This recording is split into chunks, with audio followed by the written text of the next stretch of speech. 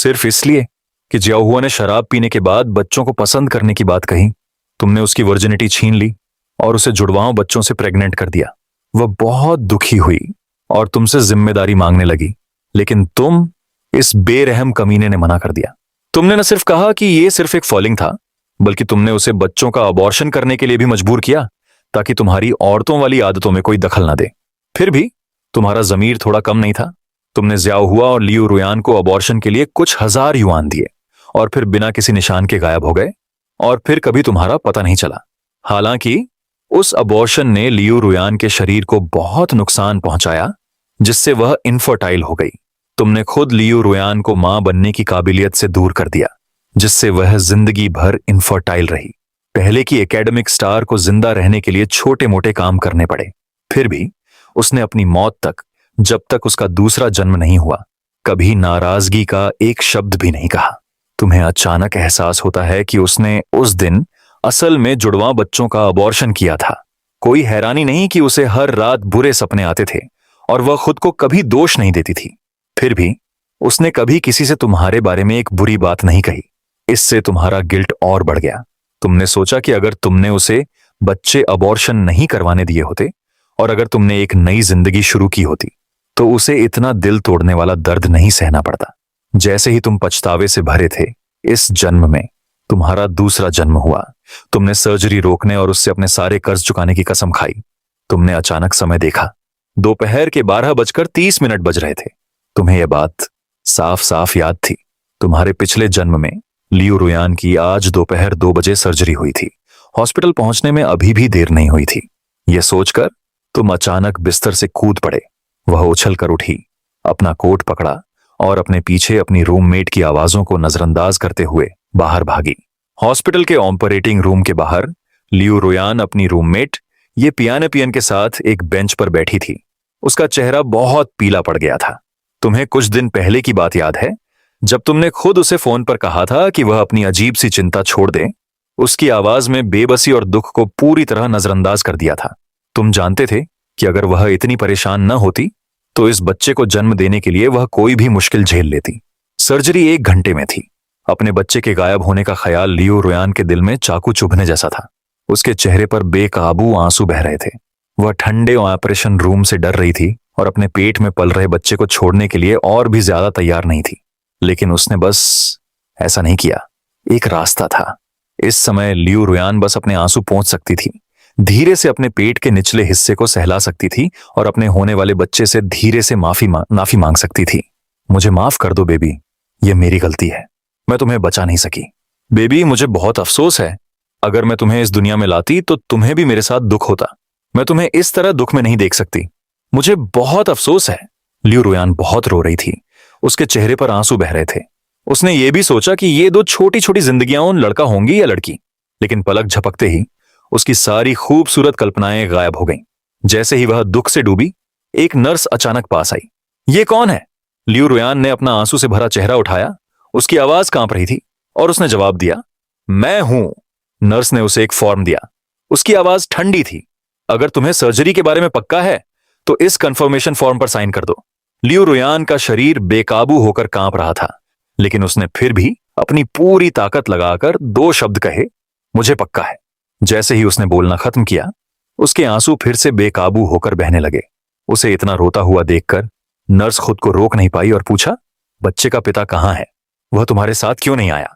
इसके बजाय वह उसके सामने आ गई और गुस्से में बोली, वह एक गैर जिम्मेदार बदमाश है। हमें उसकी जरूरत नहीं है। नर्स का गुस्सा और भी भड़क गया। क्या उसे नहीं पता था कि यह सर्जरी उसके शरीर को कितना नुकसान पहुंचाएगी? हो सकता है कि यह भविष्य में तुम्हें प्रेग्नेंट भी ना कर पाए। लेकिन किसने सोचा था कि लियू रुयान अब भी तुम्हारे लिए बहाने बना रही होगी? नहीं, यह उसकी गलती नहीं है। यह मेरी अपनी प्रॉब्लम है। इससे यह पियान का गुस्सा पूरी तरह भड़क गया। इस समय भी तुम उसे बचा रहे हो? किंचे एक पूरा बदमाश है। स्कूल में हर कोई जानता है कि वह भरोसे लायक नहीं है। उसने बस सर्जरी के लिए कुछ हजार युआन दिए और गायब हो गया। इस तरह का आदमी बदमाशों की मिसाल है। लेकिन ये पियान को अंदाजा नहीं था कि लियू रुयान हर सेकंड हॉस्पिटल में पेमेंट करने के लिए लाइन में लगाती थी। जैसे ही ऑपरेटिंग रूम के दरवाजे धीरे धीरे बंद हुए, लियू रुयान ने कॉरिडोर के आखिर की ओर देखा। वह अभी भी खाली था। उसका दिल बैठ गया। अगले ही पल एक नर्स ने उसकी मदद की। वह उस ठंडे दरवाजे से एक एक कदम करके ठंडे साफ सुथरे ऑपरेटिंग रूम में जाने के लिए तैयार हुई। इस बीच शहर के दूसरी तरफ आप घबराकर सड़क पर दौड़ी, एक टैक्सी को रोकने के लिए 300 युआन फेंके और ड्राइवर पर चिल्लाई, ड्राइवर, शहर के हॉस्पिटल, जितनी जल्दी हो सके जाओ। लेकिन किस्मत को कुछ और ही मंजूर था। रश अवर था और सड़कें पूरी तरह जाम थीं। आप घबराई हुई थीं, इसलिए आपने पूरे 5 किलोमीटर गाड़ी चलाई जब तक कि आपके पैर कमजोर नहीं हो गए। सर्जरी शुरू होने से कुछ ही मिनट पहले आप हांफते हुए हॉस्पिटल में घुसी। लिफ्ट के सामने लंबी लाइन देखकर आप जानती थीं कि हर मिनट इंतजार करने पर आपको जिंदगी भर का पछतावा हो सकता है। इसलिए आपने हिम्मत करके लिफ्ट छोड़ दी, एक गहरी सांस ली और तीसरी मंजिल पर पहुंच गई। कॉरिडोर खाली था। लियू रोयान की शक्ल पूरी तरह गायब हो गई थी। क्या वह पहले ही ऑपरेटिंग रूम में जा चुकी थी? आपका दिल बैठ गया। अगले ही पल आप पागलों की तरह ऑपरेटिंग रूम की ओर दौड़ी। ऑपरेशन रूम के अंदर नर्स लियू रोयान से आखिरी कंफर्मेशन कर रही थी। सारे रिस्क समझा दिए गए थे। ये आखिरी कंफर्मेशन था। क्या तुमने सच में यह सर्जरी करवाने का फैसला किया था? लियू रोयान की आंखों में आंसू भर आए थे। वह 6 घंटे से हॉस्पिटल में बेसब्री से इंतजार कर रही थी, लेकिन तुम नहीं आए। एक बार जब वह इस फॉर्म पर साइन कर देती तो उसके पेट में पल रहा बच्चा हमेशा के लिए चला जाता। जैसे ही डॉक्टर ने बेसब्री से उससे कहा, लियू रोयान का दिल टूट रहा था और वह खुद को लिखने के लिए मजबूर नहीं कर पा रही थी। Bang bang bang! अचानक ऑपरेशन रूम के दरवाजे पर तेज दस्तक हुई और साथ में तुम्हारी बेचैनी भरी चीखें भी आईं। डॉक्टर, डॉक्टर, हम ये नहीं कर रहे हैं, हम ये सर्जरी नहीं कर रहे हैं। हेड नर्स ने तुरंत और सख्ती से तुम्हें नहीं रोका। ये ऑपरेशन रूम है, बिना इजाजत के लोगों को अंदर आने की इजाजत नहीं है। लेकिन तुमने उसे पूरी तरह से नजरअंदाज किया, जबरदस्ती खुद को छुड़ाकर अंदर भागी। किंगचे, तुम यहां क्यों हो? लियू रोयान ऑपरेटिंग टेबल से उठने की कोशिश कर रही थी। तुम्हें अचानक आते देखकर उसके चेहरे पर तुरंत आंसू बहने लगे। उसे इतनी बुरी तरह रोते देखकर तुम्हारा दिल लगभग टूट गया। तुम दौड़कर टेबल के किनारे गए और कसकर उसका ठंडा छोटा सा हाथ पकड़ लिया। तुम्हारी आवाज बहुत मजबूत थी। हम बच्चे को रख लेंगे, हम सर्जरी नहीं कर रहे हैं। जैसे ही तुमने बोलना खत्म किया, वहां मौजूद सभी लोग स्तब्ध रह गए। डॉक्टर और नर्स एक ऑर्डर में एक तरफ हट गए।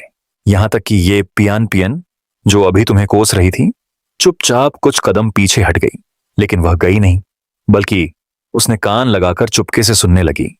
उसे डर था कि उसकी भोली सबसे अच्छी दोस्त फिर से तुमसे धोखा खा जाएगी। इस पल लियू रोयान को लगा जैसे वह सपना देख रही हो। उसका दिमाग तुम्हारी बातों से भर गया था। चलो बच्चे को रख लेते हैं। वह हैरान भी थी और डरी हुई भी। यह तुम्हारी तरफ से बस एक पल का जोश था। तभी तुमने हाथ बढ़ाकर अपने दाहिने हाथ से उसका हाथ कसकर पकड़ लिया, जबकि तुम्हारे बाएं हाथ ने उसे अपनी बाहों में खींच लिया। तुम्हारी मजबूत छाती ने लियू रोयान को जबरदस्त सुरक्षा का एहसास दिलाया। लियू रोयान ने ऊपर देखा। उसकी आवाज कांप रही थी और उसने धीरे से पूछा, किंचे, क्या तुमने जो कहा वह सच है? क्या हम सच में बच्चे को रख सकते हैं? लियू रोयान की भारी आवाज में थोड़ी घबराहट थी। उसे लगा कि उसने तुम्हें मुश्किल में डाल दिया है और उसने तुमसे माफी भी मांगी। किंचे, मुझे माफ करना। उस रात मैं भी गलत थी। तुम जो भी फैसला लोगे, मैं तुम्हें दोष नहीं दूंगी। इस समय भी वह तुम्हारे बारे में सोच रही थी। तुमने इस लड़की को देखा, इतनी मासूम कि दिल टूट गया और तुम्हारा दिल मिली जुली भावनाओं से भर गया। तुम्हारी पिछली जिंदगी में उसने कभी तुम्हें दोष नहीं दिया। वह अब भी इतनी बेवकूफ है, हमेशा तुम्हारे बारे में सोचती रहती है। और तुमने कभी सच में उसकी परवाह नहीं की। यह सोचकर तुम खुद को थप्पड़ मारना चाहते थे। अगले ही पल तुमने एक गहरी सांस ली और लियू रोयान की आंखों में ध्यान से देखा। मुझे माफ करना, मैं पहले कमीना था। मैं बच्चे को रखना चाहता हूं। मैं वादा करता हूं कि मैं तुम्हारी और बच्चे की जिम्मेदारी लूंगा। मैं कसम खाता हूं। ये बातें लियू रोयान पर बिजली की तरह गिरीं, जिससे उसका दिल कांप उठा। उसे बस यही उम्मीद थी कि तुम उसे बच्चा देने के लिए मान जाओगे, लेकिन उसने कभी नहीं सोचा था कि यह प्लेबॉय पिता बनने की जिम्मेदारी लेने को तैयार होगा। क्या यह सच था? लियू रोयान को यकीन नहीं हुआ। आखिर तुम्हारी रेप्यूटेशन बहुत खराब थी। उसे डर था कि यह सिर्फ गिल्ट की वजह से बोला गया झूठ है। तुमने उसके शक को समझ लिया और तुरंत अपनी तैयार की हुई सफाई दे दी। मुझे पता है तुम्हें मुझ पर यकीन नहीं है, लेकिन मेरे मम्मी पापा को पता चलने के बाद उन्होंने मुझे बहुत डांटा।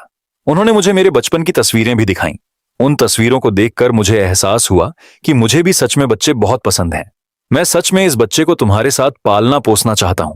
मैं तुम्हें अपना सबसे करीबी इंसान मानूंगा और हमेशा तुम्हारे साथ चलूंगा। तुम्हारी एक्टिंग स्किल्स 2 जन्मों में फैली हुई बेदाग हैं। तुम्हारी सच्ची बातों ने लियू रुयान को लगभग बहका ही दिया था, लेकिन तभी उसकी सबसे अच्छी दोस्त ये पियान पियन और नहीं सुन सकी। वह आगे बढ़ी और लियू रुयान को पकड़ लिया। रुयान, तुम्हें इस बारे में सोचना होगा। अगर वह बच्चे की परवरिश के बीच में ही भाग गई तो तुम अकेले 2 बच्चों को कैसे पालोगे? ये पियान पियन के दिल में किंग चे एक पूरा बदमाश है। तुम स्कूल के बदनाम प्ले बॉय अपने सबसे अच्छे दोस्त के लिए पूरा जंगल कैसे छोड़ सकते हो? यह पक्का झूठ है। रुयान, बेहतर होगा कि तुम अपनी आंखें खोलो। उसके झांसे में मत आना। उसके मन में तुम्हारे लिए कोई फीलिंग्स नहीं है। वह सच्ची कैसे हो सकती है? वह बस तुम्हें बच्चे पैदा करने के लिए धोखा देना चाहती है ताकि वह पिता बनने का अनुभव कर सके। हालांकि ये पियान पियन के शब्द कड़े थे, लेकिन उसे अपनी सबसे अच्छी दोस्त को जगाने के लिए उन्हें कहना पड़ा। हालांकि ये पियान पियन ने कभी उम्मीद नहीं की थी कि लियू रुयान को इस बात से कोई फर्क नहीं पड़ता कि तुम उसे पसंद करते हो या नहीं, और न ही इस बात से कि तुम उसके प्रति सच्चे हो या नहीं। वह अपने पेट में पल रहे बच्चे को अबॉर्ट नहीं कर सकती और सिर्फ उसे जन्म देना चाहती है। अगर भविष्य में तुम उसके साथ बुरा बर्ताव भी करो तो भी वह मान जाएगी। लियू रुयान का दिल अब पूरी तरह से बच्चे को जन्म देने, उसे गोद में लेने और खुद पालने पर लगा हुआ है। अगर तुम सिर्फ बच्चे से प्यार करो, उससे नहीं, तो भी वह तैयार है। हालांकि बेबी फॉर्मूला के भविष्य के खर्च को देखते हुए और अपनी सबसे अच्छी दोस्त के मनाने पर लियू रुयान ने फिर भी थोड़ी चिंता के साथ पूछा, किंचे, क्या तुम्हें यकीन है कि मेरे जन्म देने के बाद तुम बच्चे को पालने के लिए मेरे साथ रहोगी? लियू रुयान की आंखों में उम्मीद भरी हुई थी, फिर भी थोड़ी चिंता भी छिपी हुई थी। उसे डर था कि तुम उसे धोखा दे रहे हो। लेकिन जल्द ही लियू रुयान की चिंताएं गायब हो गईं क्योंकि तुम्हारी आंखें बहुत मजबूत थीं। उसका लहजा बहुत गंभीर था। लियू रुयान, उसने कहा, मुझे पता है कि पहले मेरी रेप्यूटेशन बहुत खराब थी। मुझ पर बहुत ज्यादा भरोसा नहीं किया जा सकता था, लेकिन अब मुझे पूरी तरह समझ आ गया है। मैं तुम्हें पसंद करता हूं। मैं सच में तुम्हें पसंद करता हूं। कसम से, मैं अपनी बाकी जिंदगी तुम्हारे साथ बिताना चाहता हूं, कभी अलग नहीं होना चाहता। मुझे उम्मीद है कि तुम मुझे एक मौका दोगी। मुझ पर एक बार और भरोसा करो। मैं तुम्हें अगले कुछ दिनों में अपने मम्मी पापा से मिलवाने घर ले जाऊंगा। उसके दिल से निकले इस कबूलनामे से आसपास के डॉक्टर भी भावुक हो गए। इस अचानक हुए कबूलनामे ने लियू रुयान को बहुत छू लिया, जिसे पहले ऐसा लग रहा था कि वह किसी बर्फीले गड्ढे में गिर गई है। उसे अटेंशन चाहिए थी, उसे सिक्योरिटी की बहुत कमी थी और उसे प्यार की बहुत जरूरत थी। वह अपने दिल में जानता था कि ये कुछ शब्द उस अच्छी लड़की के लिए उसके कर्ज को पूरा नहीं कर सकते। अपनी पिछली जिंदगी में वह उसका बहुत कर्जदार था और वह उससे अनगिनत बार इमोशनल हुआ था। लियू रुयान की आंखें लाल थीं और क्रिस्टल जैसे आंसू उसके गालों पर बेकाबू होकर बह रहे थे। बचपन से लेकर बड़े होने तक उसकी गुजर चुकी मां के अलावा किसी ने भी उससे इतने दिल को छूने वाले शब्द नहीं कहे थे। इसके अलावा लियू रुयान सच में अपने पेट में पल रहे बच्चे से प्यार करती थी और उसे जन्म देने का इंतजार नहीं कर सकती थी। अगर तुमने सिर्फ इतना कहा होता, बच्चा पैदा करो, मैं फॉर्मूला का पेमेंट कर दूंगी, तो भी वह तैयार हो जाती। अब इन सभी दिल को छू लेने वाले शब्दों के साथ लियू रुयान का बच्चे को रखने का इरादा तुरंत पक्का हो गया। थैंक यू, लियू रुयान ने कहा। उसकी आंखें अभी भी लाल थीं। मैं बच्चे को जन्म देने को तैयार हूं। हम बच्चे को मिलकर पालेंगे। ठीक है? यह सुनकर तुम बहुत खुश हुई, लगभग खुशी से उछल पड़ी। 2 जन्मों के बाद तुमने आखिरकार अपनी पिछली जिंदगी के अफसोस की भरपाई कर ली थी। आखिरकार लियू रुयान को, इस खूबसूरत मजाक को, सच में अपनी गर्लफ्रेंड, अपनी पत्नी बना लिया था। और अपने बच्चे की मां, भावनाओं से भरकर तुम खुद को और रोक नहीं पाई और आगे बढ़ी। लियू रुयान को ऑपरेटिंग टेबल से उठाया और कसकर गले लगा लिया। लियू रुयान एकदम से हैरान रह गई। उसने पहले कभी किसी लड़के का हाथ भी नहीं पकड़ा था। किसी आदमी का इस तरह हाथ पकड़ना तो दूर की बात है। तुम्हारी मजबूत छाती और तेज मर्दाना खुशबू। उस पल लियू रुयान का दिमाग खाली हो गया। उसे चक्कर आने लगा। जब तक तुमने उसे थोड़ी देर पकड़े नहीं रखा और ये पियान पियन भी खांस कर उसे याद दिलाए बिना नहीं रह सकी, तब लियू रुयान असलियत में वापस आई। छोड़ो, मुझे छोड़ो किंचे, हम अभी भी हॉस्पिटल में हैं। लियू रुयान का चेहरा लाल हो गया था। उसके कान भी लाल हो गए थे और उसने शर्माते हुए तुमसे फुसफुसाया। तभी तुम्हें एहसास हुआ कि तुम एक ऑपरेशन रूम में हो और तुमने बार बार अजीब तरह से माफी मांगते हुए लियू रुयान को जल्दी से छोड़ दिया। मुझे माफ कर दो, मैं बहुत ज्यादा एक्साइटेड हो गई थी। माफ कर दो, माफ कर दो। कोई बात नहीं, लियू रुयान को सच में कोई फर्क नहीं पड़ा कि यह हॉस्पिटल है या नहीं। उसे अब बस अपने पेट में पल रहे बच्चे और अपने सामने खड़े सुंदर सुधरे हुए बच्चे की फिक्र थी। जल्द ही ग्रुप ऑन ऑपरेशन रूम से बाहर निकला और कॉरिडोर में बैठने की जगह ढूंढी। ये पियानपियन ने उन दोनों को नए शादीशुदा जोड़े की तरह हाथ पकड़े देखा और थोड़ी जलन के साथ बोला, किंचे, मुझे तुम्हें याद दिलाना है, इस बच्चे पर भविष्य में बहुत पैसा खर्च होगा। जहां तक मुझे पता है तुम्हारे परिवार की फाइनेंशियल हालत काफी एवरेज लगती है। तुम्हारे महीने के सिर्फ 1 या 2 हजार के अलाउंस में तुम मेरी सबसे अच्छी दोस्त और उसके पेट में पल रहे बच्चे का गुजारा कैसे करोगे? ये पियानपियन की बातों से तुम्हारा चेहरा शर्म से लाल हो गया। आह, तुम कॉलेज में एक जूनियर के तौर पर दोबारा पैदा हुए हो, बिना पैसे के। तुम्हारे बैंक अकाउंट में सिर्फ 2000 युआन हैं, जो तुम्हारे माता पिता ने अभी अभी गुजारे के लिए भेजे हैं। लियू रुयान की सर्जरी की फीस भी तुम्हारे अमीर रूममेट से उधार ली गई थी। तुम पहले इतने एक्साइटेड थे कि भूल गए कि एक बच्चे को पालने में कितना खर्च आता है। अब जब तुम इसके बारे में सोचते हो तो पैसा सच में एक बड़ी प्रॉब्लम है। क्या तुम पैसे कमाने का तरीका ढूंढ रहे हो? तभी लियू रुयान ने तुम्हारी मुश्किल देखी। इस सीधी सादी और दयालु लड़की ने जल्दी से ऊपर देखा और तुम्हें अपना फोन दिया। किंगचे, मेरे अकाउंट में अभी भी 2000 युआन से ज्यादा हैं। ये स्कूल ने मुझे अभी अभी स्कॉलरशिप दी है, मैं इसे रहने के खर्च के लिए बचा रही थी। अगर तुम्हारे पैसे खत्म हो गए तो मैं अपनी आधी अलाउंस तुम्हारे साथ शेयर करूंगी। तुम पूरी तरह हैरान रह गए। तुमने कभी सोचा भी नहीं था कि लियू रुयान इतनी सीधी सादी और दयालु हो सकती है। वह खुद खाने के लिए भी पैसे नहीं जुटा पाती थी। उसे हमेशा ठंड लगती है और वह एक बच्ची है, एक अनाथ है। फिर भी इतनी मुश्किलों के बावजूद वह अपने रहने के खर्च का आधा हिस्सा तुम्हारे साथ शेयर करती है। इतनी अच्छी लड़की लालटेन के साथ भी मिलना मुश्किल है। एक पल के लिए तुम्हारी नाक में आंसू आ गए। लियू रुयान का पतला शरीर, उसके पतले हाथ, उसका चेहरा इतना पीला और बेचारा, एक बेघर बिल्ली के बच्चे जैसा देखकर तुम उसके पैसे कैसे ले सकते थे? तुमने जल्दी से उसका फोन वापस कर दिया। मैं, एक बड़ा आदमी, अपनी पत्नी के पैसे कैसे खर्च कर सकता हूं? अपने पैसे सुरक्षित रखो, मेरी चिंता मत करो। यह सुनकर लियू रुयान के होठों पर तुरंत मुस्कान आ गई। उसकी आंखें सिकुड़ गईं। उसका चेहरा शुक्रगुजारी और खुशी से भर गया। सिर्फ ये पियानपियन जो एक तरफ खड़ी थी, उसे लगा कि कुछ गड़बड़ है। उसने सोचा, ये दोनों एक दूसरे को कुछ ही दिनों से जानते हैं, फिर वे एक दूसरे को पत्नी कैसे कह रहे हैं? ये पियानपियन की आंखें लाल थीं। उसका मुंह दिल के दर्द और शिकायतों से भरा था।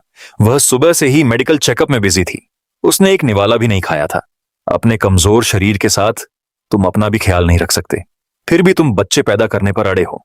लियू रुयान ने बात मानते हुए अपना सिर नीचे कर लिया। उसके होंठ मिठास से कांप रहे थे। एक भी शब्द नहीं बोल पा रही थी। तुम किनारे से देख रहे थे। तुम्हारा दिल टूट रहा था।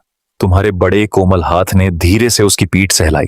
उसे धीरे से मनाते हुए कहा, डरो मत, जब हम वापस आएंगे तो मैं खुद तुम्हारे शरीर को पोषण देने के लिए एक दवा वाला सूप बनाऊंगा। तुम सिर्फ शेख ही नहीं बघार रहे हो। अपनी पिछली जिंदगी में तुम उसके लिए पछतावे में फंसे हुए थे, निकल नहीं पा रहे थे। तुम सिर्फ धुएं वाले स्टोव के सामने दिन रात रेसिपी पर रिसर्च करते हुए बिता सकते थे। सिर्फ किचन में बिजी होने पर ही तुम थोड़ी देर के लिए अपने होश खो सकते थे। हालांकि इससे तुम्हारी खाना बनाने की बेहतरीन स्किल्स भी निखरी। तुम हर तरह की डिशेज आसानी से बना सकते थे और तुमने अनगिनत अवार्ड जीते। लेकिन उस जिंदगी में तुम्हारा दिल उस फील्ड में नहीं था, इसीलिए तुमने ये टैलेंट बर्बाद कर दिया, तुम्हारी खाना बनाने की स्किल्स। लेकिन इससे पहले कि तुम अपनी तारीफ पूरी कर पाते, ये ने तुम्हें नफरत भरी नजरों से देखा।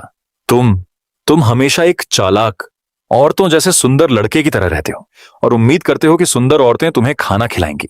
तुम्हें क्या लगता है कि तुम खाना बना सकते हो?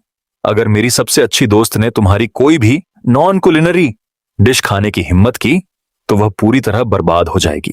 क्या तुम जानबूझकर चीजों को और खराब नहीं कर रहे हो? तुम उसे लगभग 1 घंटे से परेशान कर रहे थे और तुम्हें गुस्सा आने लगा था।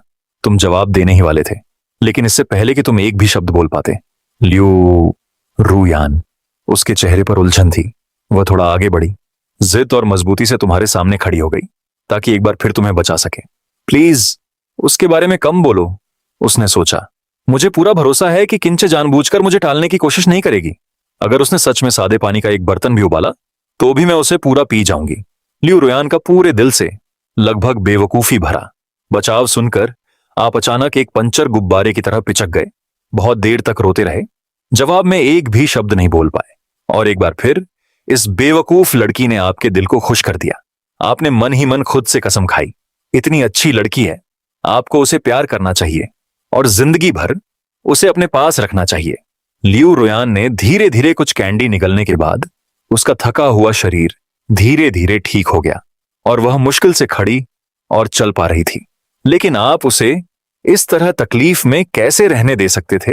आपने तुरंत एक दबंग राजकुमारी की तरह उसे संभाला और आसपास के मेडिकल स्टाफ और मरीजों की चौकस निगाहों के नीचे आपने उसे धीरे धीरे उठाया और लापरवाही से आगे ले गए। लियू रुयान ने पहले कभी ऐसा कुछ महसूस नहीं किया था। उसका सुंदर चेहरा तुरंत लाल हो गया, लगभग खून बह रहा था। उसने कमजोरी से आपकी छाती को दबाया और शर्माते हुए धीमी आवाज में विनती की, किंचे, मुझे जल्दी नीचे उतारो, मैं सच में खुद चल सकती हूं। नहीं, ये नहीं चलेगा। तुम्हारी नजरें सख्त थीं, तुम्हारी आवाज में प्यार भरा प्यार था। अब तुम मेरी पत्नी हो, मैं तुम्हें जरा सी भी तकलीफ कैसे होने दे सकता हूं? जब तक मैं तुम्हें उठा सकता हूं, मैं तुम्हें एक कदम भी ज्यादा नहीं चलने दूंगा। आज यह दूसरी बार था जब तुमने उसे खुलेआम पत्नी कहा था। लियू रुयान के कान शर्म से जलने लगे, उसकी गर्दन पूरी तरह लाल हो गई।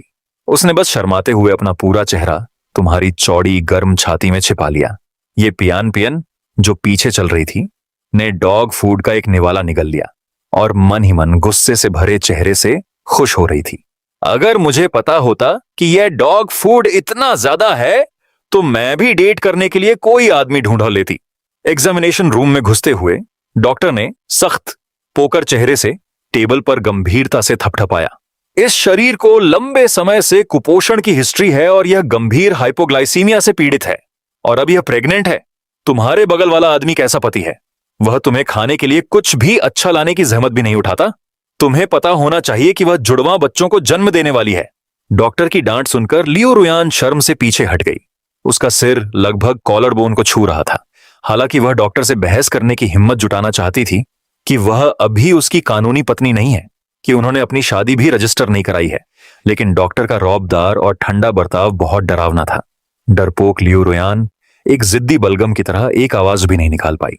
फिर डॉक्टर ने अपना ध्यान लियू रुयान से हटाकर तुम पर लगाया, अपनी सख्त नजर तुम पर टिकाई और तीखा हमला बोला, तुम कैसे पति हो? तुम अपनी पत्नी की सेहत को लेकर इतने लापरवाह कैसे हो सकते हो? यह सब मेरी गलती है।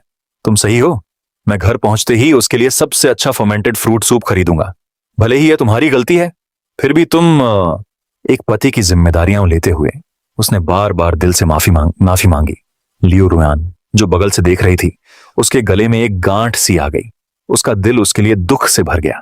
वह तुरंत और जोर से उसका बचाव करना चाहती थी, यह कहते हुए कि यह उसकी बिल्कुल भी गलती नहीं थी। यह सब उसकी अपनी गलती थी कि वह इतनी कमजोर थी। उसने कहा कि उसे बचपन से ही भूखा रहने की आदत थी और उसने कभी ठीक से खाना नहीं खाया था, लेकिन डॉक्टर की डांट इतनी जोरदार थी कि उसे बीच में बोलने का मौका ही नहीं मिला। डिस्चार्ज होने और घर लौटने के बाद उसे अपनी पत्नी के लिए कई तरह के पौष्टिक और हेल्दी खाने बनाने पड़े। हल्के पोषण के लिए खूब सारा बोन ब्रोथ बनाना पड़ा और उसे गुस्सा करने या बहस करने से बिल्कुल मना किया। उसने समझाया कि प्रेगनेंसी के दौरान इमोशनल उतार चढ़ाव भ्रूण के विकास के लिए बहुत नुकसानदायक होते हैं। डॉक्टर ने विजिट खत्म करने से पहले लगातार डांटना जारी रखा। जैसे ही वे क्लिनिक से बाहर निकले, लियू रुयान एक बच्चे की तरह जिसने कुछ गलत किया हो, डरते हुए उसका पैर पकड़ लिया और कहा, मुझे बहुत अफसोस है किंचे, मैंने तुम्हें बिना किसी वजह के यह तकलीफ दी। साफ है कि यह तुम्हारी गलती नहीं है। तुम दिल खोलकर हंसे, बेफिक्री से हाथ हिलाते हुए। सच में कुछ भी नहीं है। तुम्हारा लहजा अजीब तरह से नरम था। चलो पुरानी बातें मत करो। आज से मैं तुम्हें पक्का अपना बचाने वाला मानूंगा, क्योंकि डॉक्टर ने इतना सख्त ऑर्डर दिया है। इसीलिए अब से मैं तुम्हारी सेवा करना अपनी सबसे पहली प्राथमिकता बनाऊंगा। जब तक तुम्हें सबसे स्वादिष्ट खाना चाहिए, मैं तुम्हें लाकर दूंगा, चाहे इसके लिए तुम्हें जन्नत या नर्क जाना पड़े।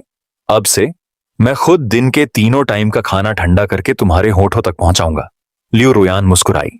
उसकी आंखों में एक प्यारा सा चांद जैसा आकार बन गया, लेकिन इतने लंबे समय का अकेलापन और लाचारी और उसकी हड्डियों में जो हीनता और डर था, वह उस एक पल में पूरी तरह से दूर नहीं हो सका। तुम्हें मेरे लिए इतनी परेशानी उठाने की जरूरत नहीं है। बस ये बात कि तुम आज मेरे साथ हो, मुझे ऐसा मीठा लग रहा है जैसे मैंने शहद खाया हो। मुझे इतना खुशी का दिन देने के लिए शुक्रिया। इस समय अचानक उसके मन में एक विचार कौंधा। जिंदगी भर तुम्हारी छोटी पत्नी बनना कितना खुशी देने वाला और रोमांटिक लगता है। पास खड़ी ये पियानपियन को जलन और डर का एहसास हुआ। उसने मन ही मन सोचा, यह बुरा है। उसकी सबसे अच्छी दोस्त का तुम्हारे लिए प्यार आसमान छू रहा होगा। अभी कुछ देर पहले वह मन ही मन खुश हो रही थी, उम्मीद कर रही थी कि तुमने उसे अच्छी तरह डांटा होगा और वह अजीब डॉक्टर तुम्हें उसके बचाव में कुछ और कड़े शब्द कहेगा। वह गुस्से से उबल रही थी, लेकिन पलक झपकते ही वह बहुत ज्यादा फ्रस्ट्रेट हो गई। उसे यह देखकर डर लगा कि डॉक्टर जितना उसे डांट रहा था, लियू रुयान की आंखें उसे देखते ही उतनी ही कोमल और प्यार भरी हो गईं। उसका दिल पूरी तरह से उसके लिए समर्पित था। ये पियानपियन घबराई हुई थी, फ्रस्ट्रेशन में अपना सिर खुजला रही थी। उसे थोड़ा बहुत एहसास हो रहा था कि उसकी प्यारी बेटी, जिसे उसने इतने सालों तक पाला पोसा था, उसे यह सुअर ले जाने वाला है। कोई बड़ी प्रॉब्लम ना हो, यह पक्का करने के लिए एक रूटीन चेकअप के बाद उसकी चिंता थोड़ी कम हुई। फिर आंखों पर पट्टी बंधी तितली उसे अल्ट्रासाउंड रूम में ले गई ताकि वह अपने पेट में पल रहे बच्चे को अच्छी तरह देख सके। कई साफ आवाजों के साथ लियू रुयान बात मानकर एग्जामिनेशन बेड पर लेट गई। नर्स ने जल्दी से कपलिंग एजेंट लगाया और प्रोब को एडजस्ट किया। जल्द ही एक इमेज कैप्चर हो गई। फिर एक बहुत ही दयालु और मिलनसार महिला डॉक्टर ने प्रोसीजर संभाला। ध्यान से जांच करने के बाद महिला डॉक्टर मुस्कुराई और स्क्रीन पर धुंधली सी काली आकृति की ओर इशारा करते हुए आपको धीरे से दिलासा दिया, देखो, ये छोटे बच्चे बहुत मजबूत हैं। वे अब ठीक 90 दिन की प्रेग्नेंट हैं और ये प्यारे जुड़वां बच्चे हैं। आपने एक्सरे पर अखरोट के साइज के 2 बच्चों को देखा। आपका दिल खुशी से जोरों से धड़क रहा था। ये मेरे और रुयान के बच्चे हैं, ये कितने प्यारे हैं। आप पर डर की एक लहर छा गई, लेकिन आपने जल्दी ही खुद को संभाला। भगवान का शुक्र है, सर्जरी के आखिरी पल में मुझे लगा कि वे बच गए। इसके तुरंत बाद लियू रुयान ठंडी मशीन से उठकर बैठ गईं। जब उन्होंने उन 2 नन्ही जानों को देखा तो लियू रुयान को पता नहीं क्यों, लेकिन उनकी आंखें तुरंत लाल हो गईं और अचानक उनके गालों पर बड़े बड़े आंसू बह निकले। वह अपने प्यारे जुड़वां बच्चों को अपनी आंखों से देखकर साफ तौर पर खुश थीं, बेबी, लेकिन वह डरी हुई थीं। मन ही मन सोच रही थी, अगर तुम आखिरी पल में हॉस्पिटल नहीं पहुंचती तो शायद वह अपने पेट में पल रहे बच्चे को हमेशा के लिए खो देती। अगर उसने सच में वह सर्जरी करवाई होती और इन 2 प्यारी छोटी जानों को खो दिया होता तो लियू रुयान को जिंदगी भर इसका अफसोस होता। लेकिन शुक्र है, सब ठीक हो गया। दोनों बच्चे हेल्दी हैं और काफी अच्छे से बढ़ रहे हैं। और तुम बहुत हैंडसम हो और लियू रुयान बहुत नेक और खूबसूरत है। उनके बच्चों को जरूर उनकी खूबसूरती विरासत में मिलेगी और वे बहुत हैंडसम लड़के और खूबसूरत लड़कियां बनेंगे। लियू रुयान ने सपने में सोचा, अगर उसके 2 लड़के होते तो वे पक्का अपने पिता जैसे दिखते। अगर उसकी कोई लड़की होती तो वह पक्का उसके जैसी दिखती। लियू रुयान जितना सोचती उतनी ही ज्यादा सोच में खोती जाती। उसकी आंखें धुंधली होने लगती। आखिर में वह कुछ हल्की खांसने के बाद लियू रुयान असलियत में वापस आ गई। तुम्हें धन्यवाद देने के बाद तुम उसे हॉस्पिटल से ले गए। वापस आते समय लियू रुयान ने ध्यान से अल्ट्रासाउंड इमेज को अपनी बाहों में पकड़ा हुआ था, यह सोचकर कि स्कूल वापस जाने पर वह अपने बच्चों को ठीक से देख पाएगी। लेकिन यह पियानपियन उलझन में दिख रही थी। उसने कई बार आह भरी लेकिन कुछ बोल नहीं पाई। अब यह पियानपियन आखिरकार समझ गई। उसकी सबसे अच्छी दोस्त तुम्हारी बातों से पूरी तरह बहक गई थी। न सिर्फ बच्चे को जन्म देने के लिए तैयार थी, बल्कि तुम्हारे साथ बच्चे को पालने के बारे में भी सोच रही थी। लेकिन तुम प्ले बॉय, क्या तुम में सच में सब्र है? क्या तुम एक पिता होने की जिम्मेदारी उठा सकते हो? ये पियानपियन को इस बारे में बहुत शक था, जबकि तुम्हारे पास इसके बारे में सोचने का समय नहीं था। जो लोग बस लियू रुयान के खुशबूदार कंधों को कसकर पकड़े हुए थे, इस कोमल और खूबसूरत लड़की को अपनी बाहों में लिए हुए थे, उसके शरीर की नरम गर्मी महसूस कर रहे थे, वे बहुत खुश थे। उन्होंने शुरू में लियू रुयान को अच्छा खाना खिलाने के लिए बाहर ले जाने का प्लान बनाया था, लेकिन लियू रुयान स्कूल वापस जाने और स्कूल कैफेटेरिया में खाने पर अड़ी रही। हालांकि उसने साफ साफ नहीं बताया कि क्यों, लेकिन वे पहले ही उसके इरादों का अंदाजा लगा चुके थे। स्कूल के कैफेटेरिया में खाना सस्ता और आसानी से मिल जाता था। बाहर एक बार के खाने के पैसे से वह वहां 1 हफ्ते से ज्यादा खा सकती थी। लियू रुयान जैसी दयालु और मासूम लड़की कैसे उन्हें अपने ऊपर पैसे खर्च करने दे सकती थी? वह जाहिर है कि उनके बटुए साफ रखने में उनकी मदद करेगी, खासकर इसलिए क्योंकि भविष्य में वह उनके साथ एक बच्चे की परवरिश करने वाली थी। बच्चे का जन्म, खाना, कपड़े और रोज की जरूरतें, हर चीज में पैसा लगता है। लियू रुयान ने सोचा कि बच्चे को जन्म के बाद बेहतर भविष्य देने के लिए उसे अपना सारा पैसा बचाना होगा। आप लियू रुयान जैसी अद्भुत लड़की से मिलने और उससे एक बच्चा होने पर खुद को बहुत खुशकिस्मत महसूस कर रहे थे। हालांकि आपको अपने बेतहाशा खर्च के लिए बहुत अफसोस भी हुआ, जिसकी वजह से आप कंगाल हो गए थे। हॉस्पिटल के चेकअप प्रोसेस ने आपके पूरे महीने के रहने के खर्चे खत्म कर दिए थे। अब आपके अकाउंट में सिर्फ 3,000 युआन बचे थे, सर्जरी से पहले जमा किया गया डिपॉजिट।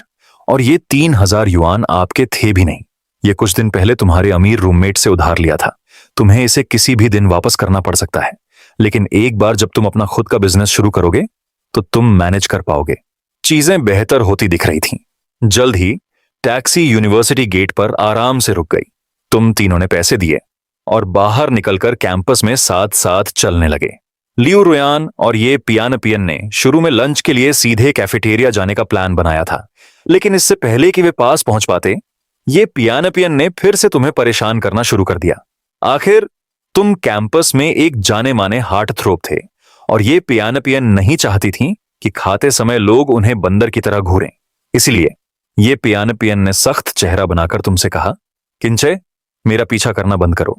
मुझे रुयान और मैं खाते समय लड़कों का रास्ते में आना पसंद नहीं है। तुम उसकी बातों से हैरान रह गए और सोचने लगे, ये पियानपियन फिर से परेशानी क्यों खड़ी कर रही है। लियू रुयान भी थोड़ी हैरान थी। उसे उम्मीद नहीं थी कि उसकी सबसे अच्छी दोस्त फिर से परेशानी खड़ी करेगी। जैसे ही लियू रुयान आपकी मदद करने में हिचकिचाए, आपने सीधे बोल दिया, ये पियानपियन, रुयान मेरे बच्चे को जन्म देने वाली है। वह मेरी पत्नी है। मेरे लिए अपनी पत्नी के साथ डिनर करना तो आम बात है। क्या इसमें कुछ गलत है? अगर तुम्हें इससे कोई दिक्कत नहीं है तो तुम हमारे साथ खाना नहीं खा सकती। सिर्फ एक बात से तुमने ये पियानपियन का चेहरा हरा कर दिया। वह एक भी शब्द नहीं बोल सकी। ये पियानपियन ने कभी सोचा भी नहीं था कि तुम इतने बेशर्म हो कि सबके सामने लियू रुयान को अपनी पत्नी कह दोगे। दूसरी तरफ लियू रुयान के गाल शर्म और मिठास के मिले जुले भाव से लाल हो गए। आप उसके पास गए, नीचे झुके और धीरे से उसके पेट पर हाथ फेरते हुए कहा, वाइफ, तुम्हारे पेट में बच्चा भूखा मर रहा है। मुझे तुम्हारा साथ देना है, तुम्हें खाना लाना है और खिलाना है। यह सुनकर लियू रुयान बहुत शर्मा गई, यहां तक कि उसके कान भी लाल हो गए। हालांकि वह जवाब देना चाहती थी, तुम्हारी पत्नी कौन है, लेकिन उसने अपने शब्द वापस निगल लिए। वह तुम्हारे बच्चे को जन्म दे रही थी। वह तुम्हारी पत्नी कैसे नहीं हो सकती थी? भले ही उन्होंने ऑफिशियली डेटिंग शुरू नहीं की थी, बच्चा पहले से ही था और उनकी शादी पक्की हो चुकी थी। वह चाहकर भी इससे इनकार नहीं कर सकती थी। लियू रुयान सिर्फ शर्म और प्यार से यह मान सकती थी कि वह तुम्हारी पत्नी है। पास खड़ी ये पियानपियन इतनी गुस्से में थी कि उसका चेहरा भाप से भरे बन में बदल गया था। वह जोर जोर से हाँफ रही थी। आपने ध्यान से उसे सहारा दिया। उसने लियू रुयान को इशारा किया, उसे टेबल पर एक कुर्सी पर बैठने में मदद की। फिर मुस्कुराते हुए उसने कहा, ठीक है बीवी, मैं तुम्हारे लिए खाना लाता हूं, बस यहीं बैठो और मेरा इंतजार करो। लियू रुयान ने शर्म से सिर झुका लिया। उसके गाल जल रहे थे।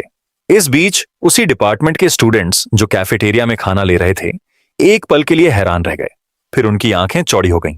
क्या मैंने सही सुना? तुम प्ले बॉय, तुम सच में हमारे स्कूल की सबसे सुंदर, सबसे मासूम लड़की के साथ हो गए हो और तुमने लियू रुयान को प्रेग्नेंट भी कर दिया है। ए भगवान, यह बहुत बड़ा स्कैंडल है।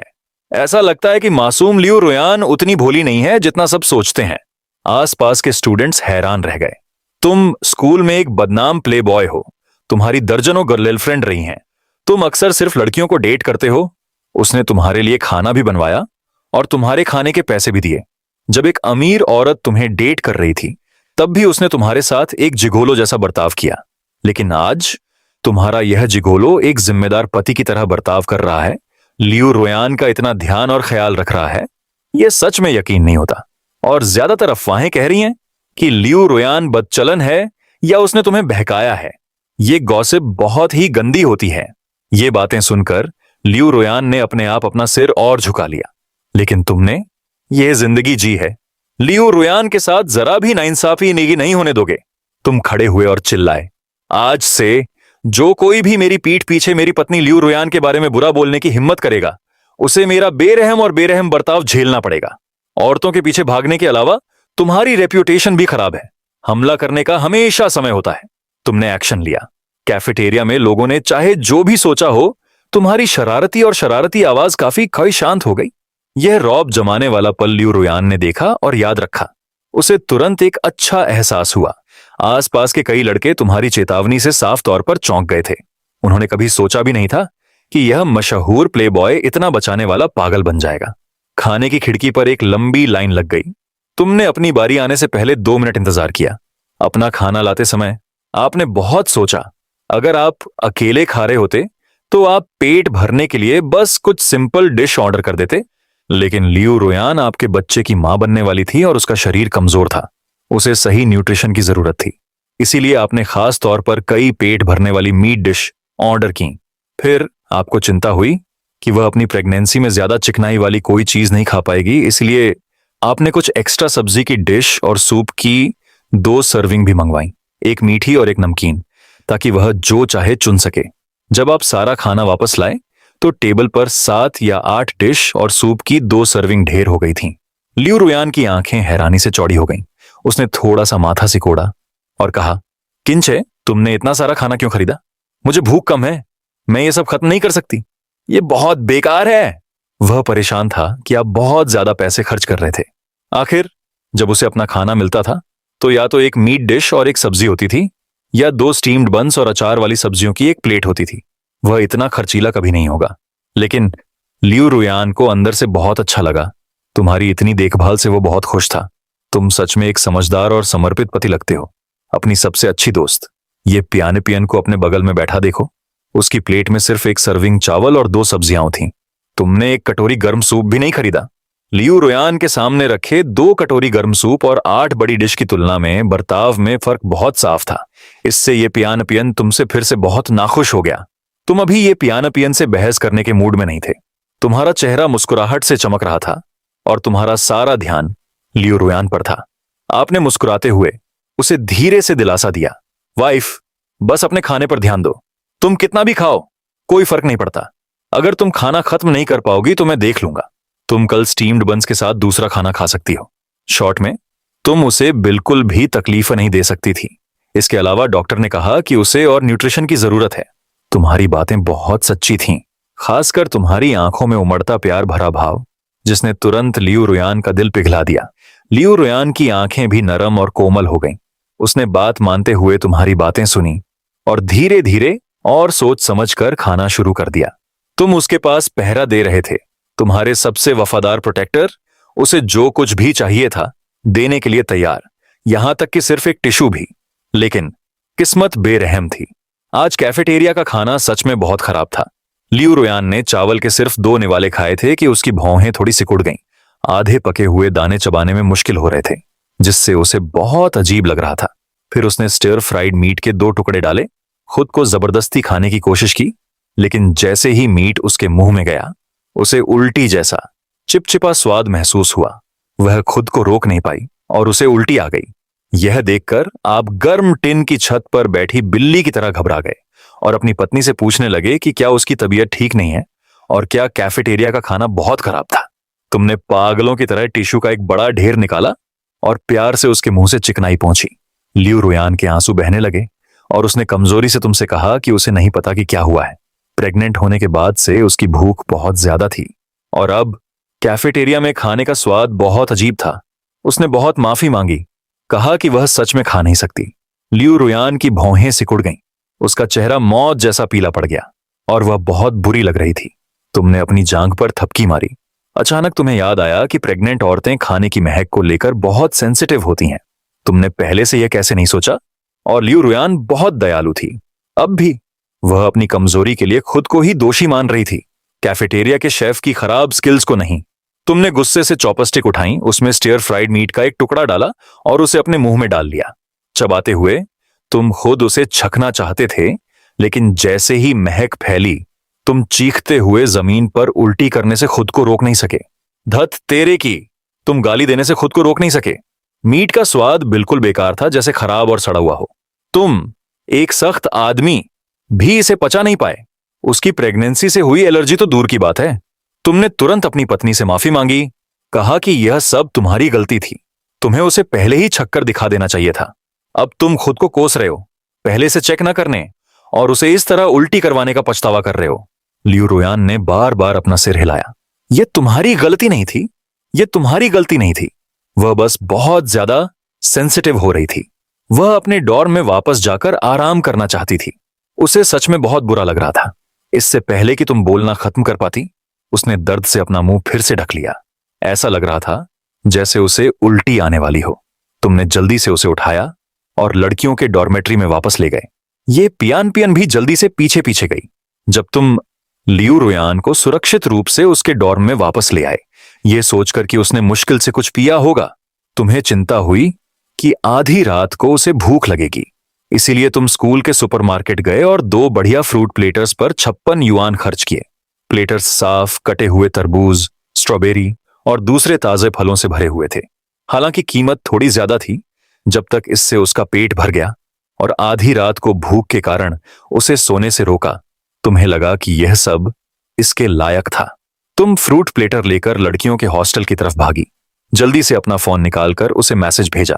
तुमने उसकी बेस्ट फ्रेंड से कहा कि वह नीचे आकर फ्रूट प्लेटर वापस जला दे। ये पियान उदास चेहरे के साथ नीचे आई और तुम्हें बेसब्री से डांटा। देखा, मैंने तुमसे कहा था कि यह बच्ची नहीं रह सकती। रुयान की हेल्थ पहले से ही बहुत खराब थी और अब जब वह प्रेग्नेंट है तो वह कैफेटेरिया का खाना भी नहीं खा सकती।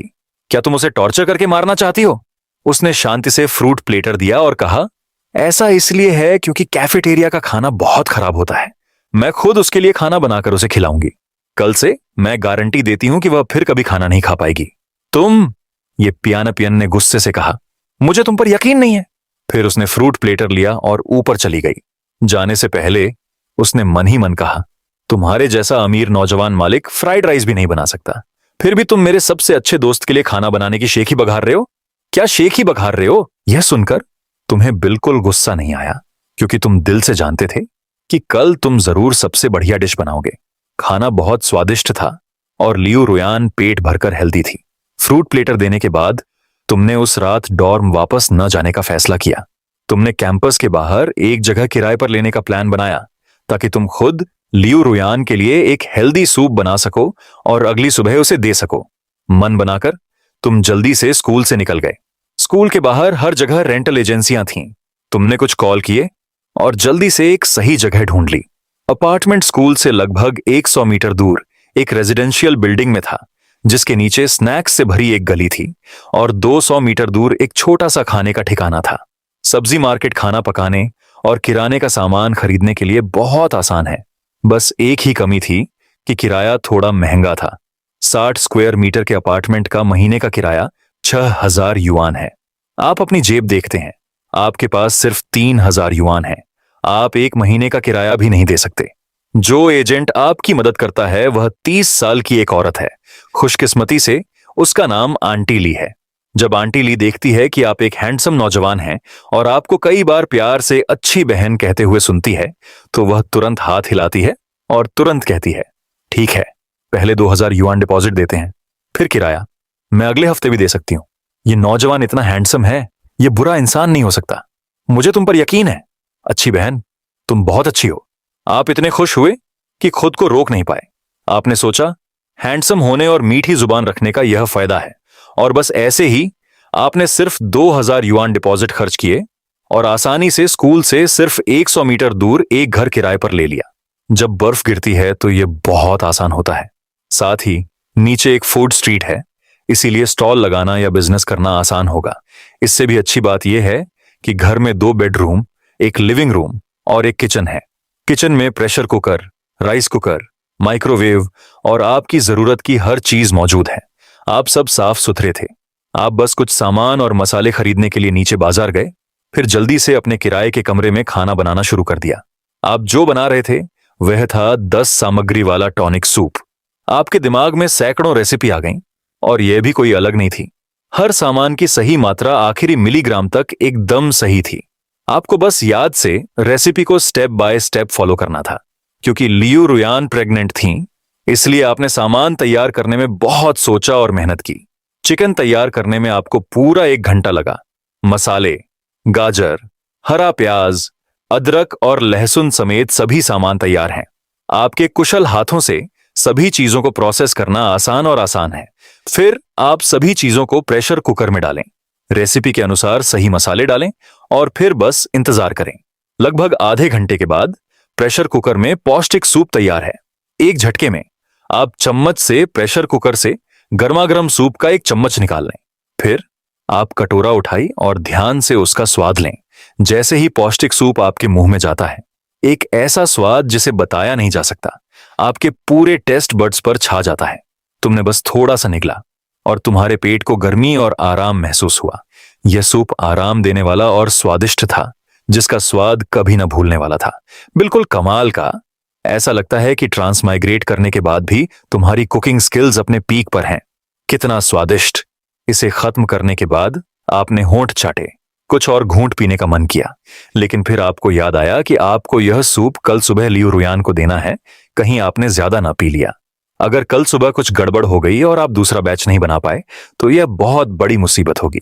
इसलिए आपने जबरदस्ती अपनी तलब को दबाया और एक भी बूंद और नहीं पी। पौष्टिक सूप का पहला बर्तन खत्म करने के बाद आपने समय देखा। आधी रात हो चुकी थी। बिना देर किए आप सोने चले गए। आपकी अलार्म घड़ी बजी। सुबह 4:30 बजे। जैसे ही अलार्म बजा, आप तुरंत बिस्तर से कूद पड़े।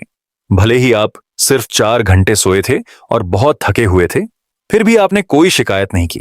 आपने दांत पीसकर खुद को उठने, कपड़े बदलने और फिर सबसे ताजी सब्जियां और चिकन चुनने के लिए बाजार की ओर दौड़े। सामान वापस अपने किराए के कमरे में ले जाकर आपने तुरंत लियू रुयान के लिए सबसे ताजा टॉनिक सूप बनाना शुरू कर दिया।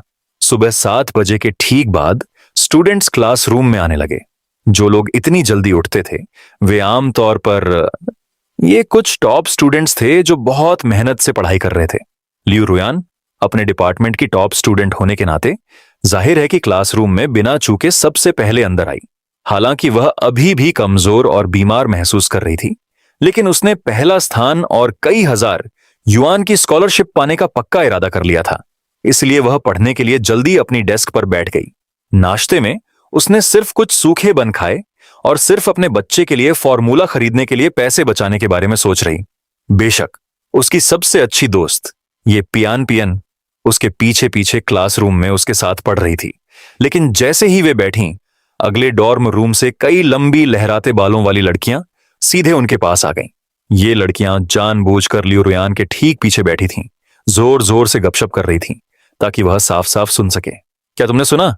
हमारी क्लास का वह हैंडसम लड़का किंचे सच में लियू रुयान के साथ मिल गया। मैंने सुना है कि उसका टाइम लगभग आ गया है। तस्क तक। कितने अफसोस की बात है।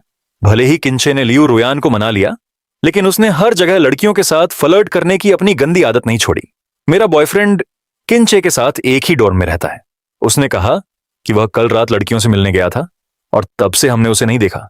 मुझे लगता है कि किंचे ने पक्का किसी और सुंदर लड़की के साथ हुकअप कर लिया है। कौन जानता है, कोई और अगली बार प्रेग्नेंट हो जाए। इन लड़कियों को हमेशा से लियू रुयान पसंद नहीं रही है। किसने उसे उनसे ज्यादा सुंदर और बेहतर परफॉर्म करने वाली होने और इतना हैंडसम बॉयफ्रेंड रखने के लिए कहा। इसीलिए वे जानबूझकर मजाक में अपनी आवाजें ऊंची कर रही हैं। काश वे अपनी बातें लियू रुयान के कानों में पहुंचा पाती। लियू रुयान ने ये गॉसिप्स सुनी। उसकी भौहें थोड़ी सिकुड़ गईं, लेकिन जल्दी से उन्हें ढीला कर दिया। उसने मन ही मन खुद को तसल्ली दी। भले ही तुम फिर से अफेयर कर रही हो, जब तक तुम बच्चे के लिए जिम्मेदार हो और समय पर बेबी फॉर्मूला के लिए काफी पैसे कमाती हो, बस इतना ही काफी है। भले ही तुम्हें उसकी बिल्कुल भी परवाह ना हो, वह चुपचाप सब कुछ सहने को तैयार है। हालांकि उसके दिल में एक कड़वी और दुखी भावना उमड़ रही थी।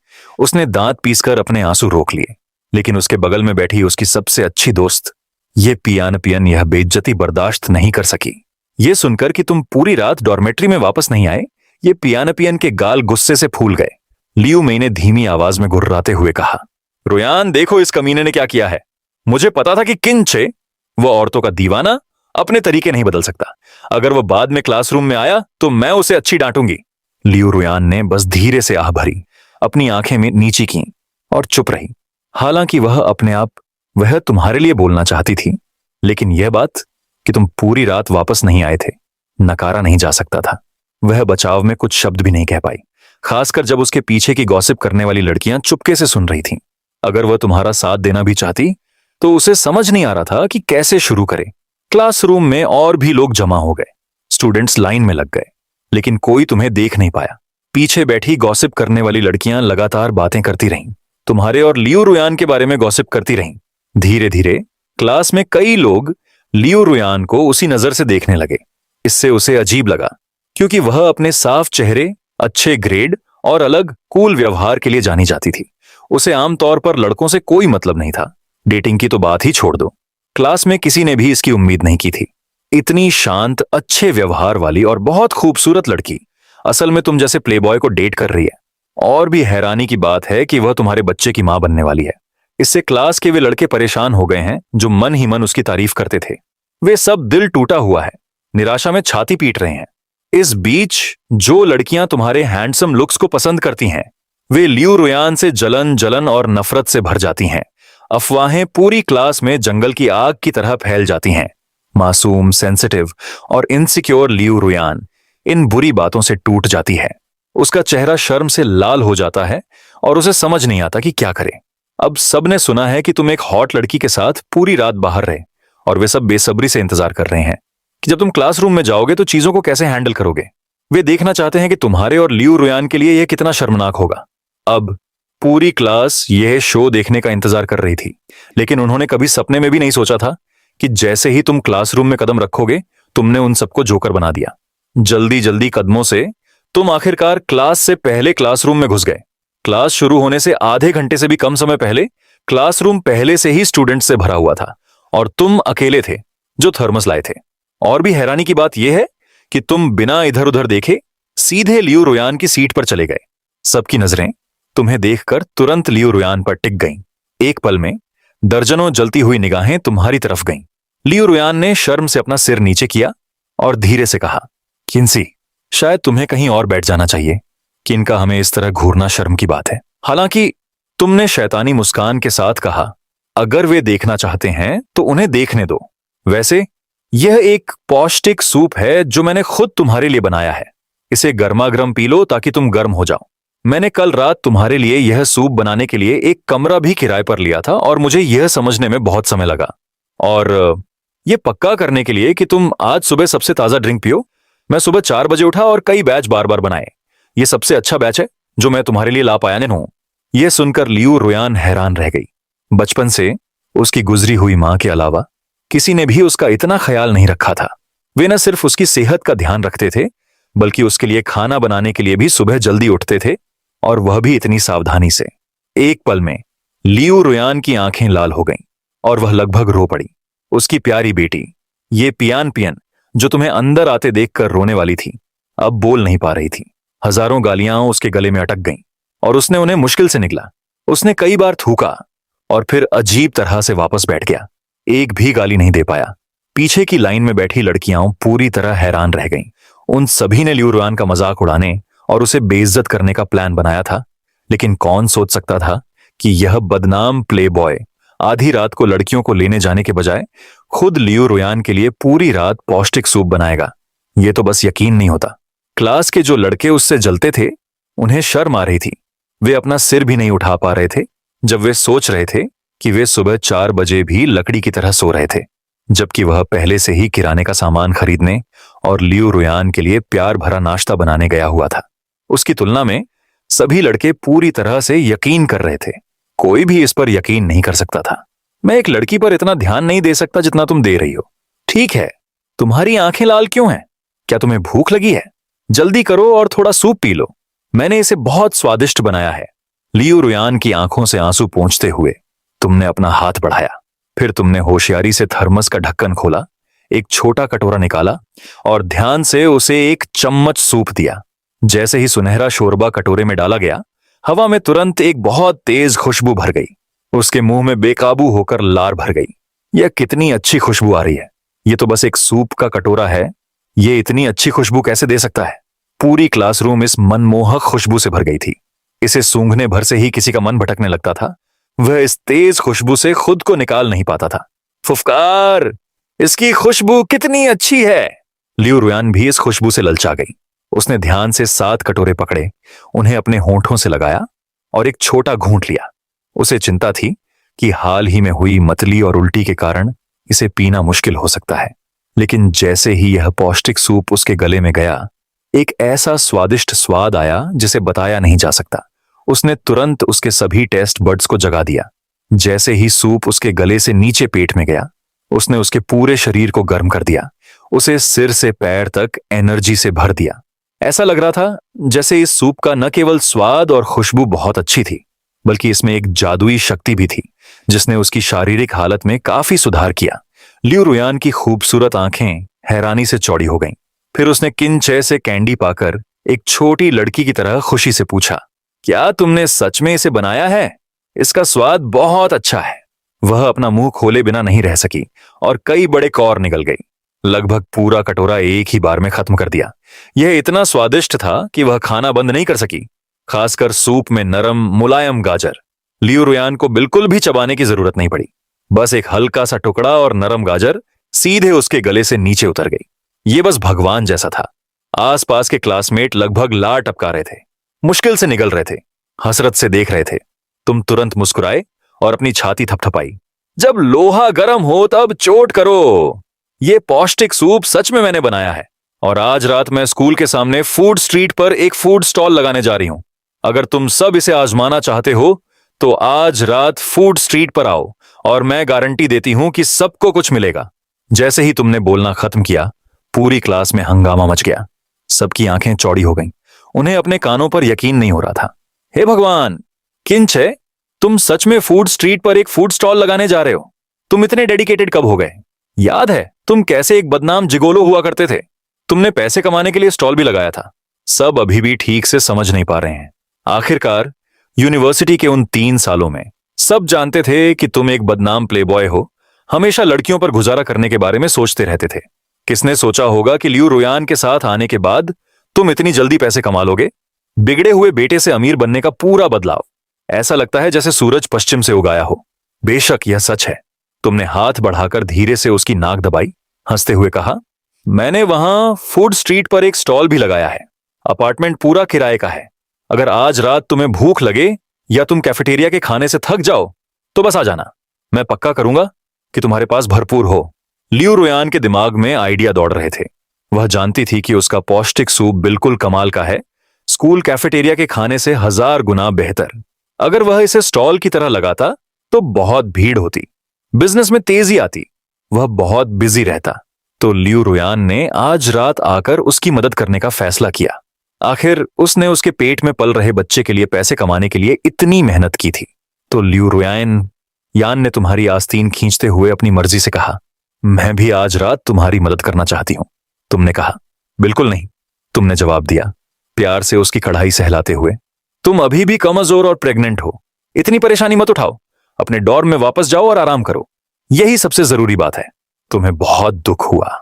तुम उसे एक कीमती खजाने की तरह ट्रीट कर रहे थे। तुम उसे ठंडी हवा में स्टॉल लगाने के लिए बाहर कैसे जाने दे सकते थे? लेकिन लियू रुयान ने एक शरारती नखरे वाली सिसकी ली, चुपके से जवाब दिया, मैं इतनी नाजुक नहीं हूं। उस रात मैंने तुम्हें सरप्राइज देने का पक्का इरादा कर लिया था। जैसे ही मैंने अपना ठंडा सूप खत्म किया, क्लास की घंटी जोर से बजी। पूरी क्लास में तुम लियू रुयान के पास बैठे रहे, कभी कभी उसके कान में मीठी मीठी बातें फुसफुसाते रहे। इससे तुम्हारे बगल में बैठी सिंगल लड़कियों को बहुत जलन हुई, खासकर तुम्हारी बेस्ट फ्रेंड ये पियान, जो कभी किसी रिलेशनशिप में नहीं रही। तुम्हें और लियू रुयान को बेशर्मी से एक दूसरे पर प्यार लुटाते देखकर उसने गुस्से में आंखें घुमाई। उसे लगा जैसे वह डॉग फूड, प्यार का पब्लिक में दिखावा देखने के लिए एक चीनी स्लैंग शब्द से फट जाएगी। तुम्हारे पीछे डॉर्म रूम में बैठी लड़कियों को भी बहुत जलन हुई। और फिर तुम्हें और लियू रुयान को एक परफेक्ट कपल की तरह इतने प्यारे और प्यारे देखकर तुम्हारे दांत गुस्से से खुजलाने लगे। आखिरकार सुबह स्कूल खत्म हो गया और तुमने तुरंत एक गहरी सांस ली, एक बड़े दिन की तैयारी में। आज तुम्हें बहुत सारे काम निपटाने थे।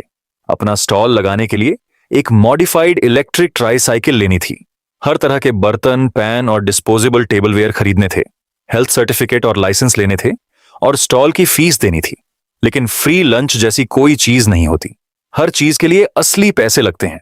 कल तुमने लियू रुयान के साथ समय बिताया, हॉस्पिटल विजिट और किराए ने तुम्हें कंगाल कर दिया है। तुम्हें जल्दी से पैसे उधार लेने हैं। इसीलिए स्कूल के बाद लियू रुयान के साथ कैफेटेरिया जाने के बजाय तुम क्लासरूम के दरवाजे पर इंतजार करते रहे और तेजी से डॉर्म से अपने 2 सबसे अच्छे दोस्तों को रोक लिया। ये दोनों दोस्त डॉर्म में तुम्हारे सबसे करीबी दोस्त हैं। थोड़ा ज्यादा वजन वाला वांग दाजुआंग है, जिसने तुम्हें इमरजेंसी के लिए 4,000 युआन दिल खोलकर उधार दिए थे। उसके परिवार के पास जरूर कोई खदान होगी। वह बहुत अमीर है। तुमने अपने अंगूठे और तर्जनी उंगलियां आपस में रगड़ी। भाई जोंग, मैं थोड़ी मुश्किल में हूं, मेरी मदद करो।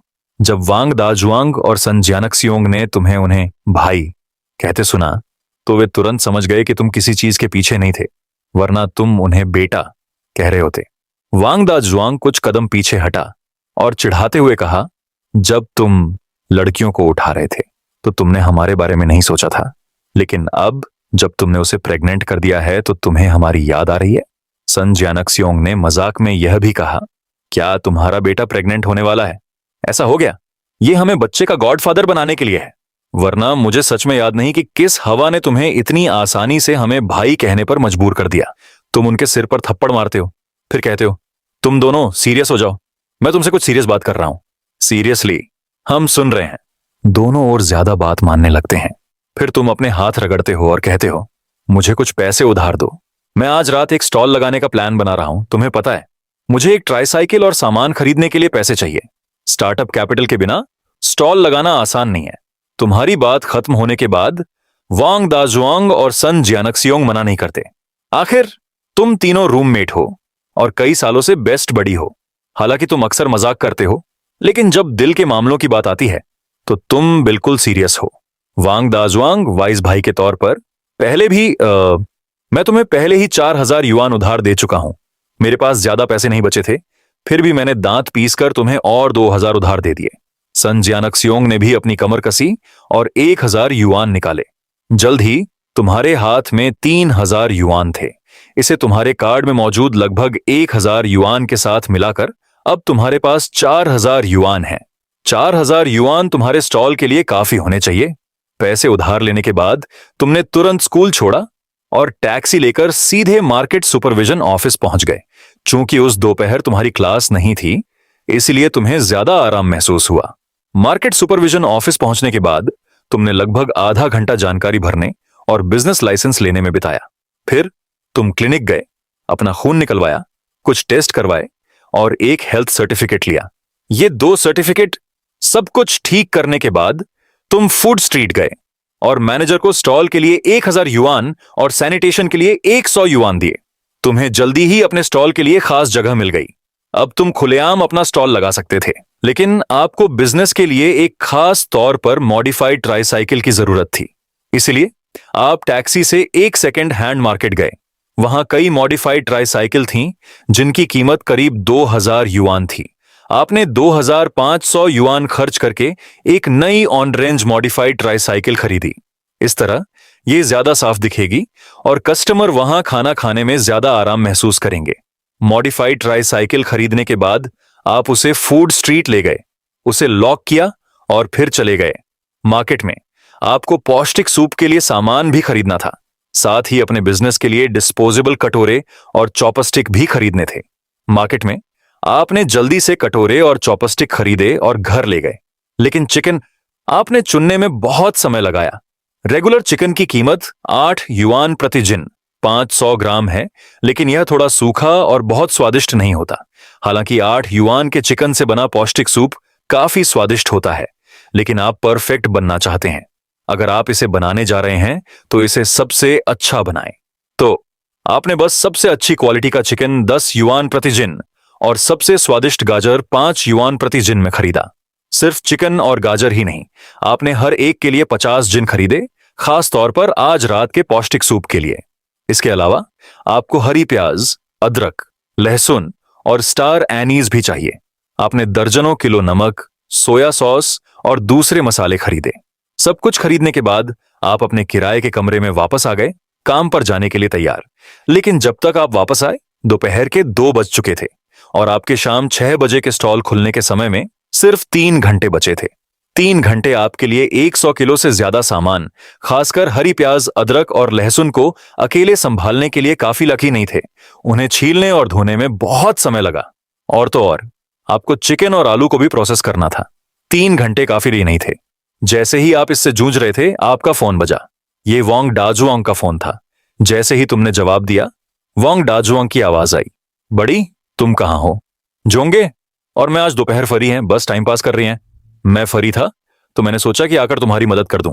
फिर सन जियांजियोंग की आवाज आई। हम पहले से ही फूड स्ट्रीट पर हैं।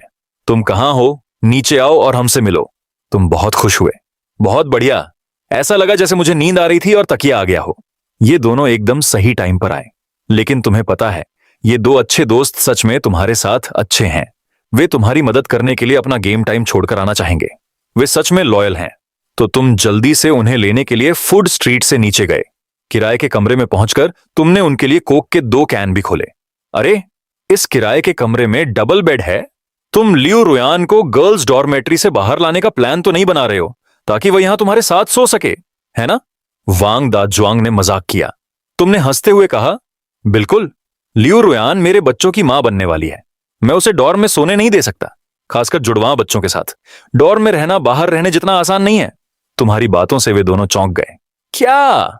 लियो रुयान जुड़वां बच्चों की मां बनने वाली है? हे भगवान, मुझे लगा था कि तुम एक ही बार में हार गए। यह तो डबल झटका है। वांग दाजुआंग और सन जियानक्सियोंग दोनों ने तुम्हारी तारीफ करते हुए थम्स अप किया। फिर वे तीनों बातें करते हुए काम पर लग गए। उनकी मदद से तुम्हारी खाना बनाने की स्पीड बहुत बढ़ गई। सिर्फ 1 घंटे से ज्यादा समय में तुमने सारा चिकन, गाजर, हरा प्याज, अदरक, लहसुन वगैरह प्रोसेस कर लिया था। आगे तुम्हें अभी अभी प्रेशर कुकर में सूप में उबाला गया है, नमक के बर्तन के बाद बर्तन।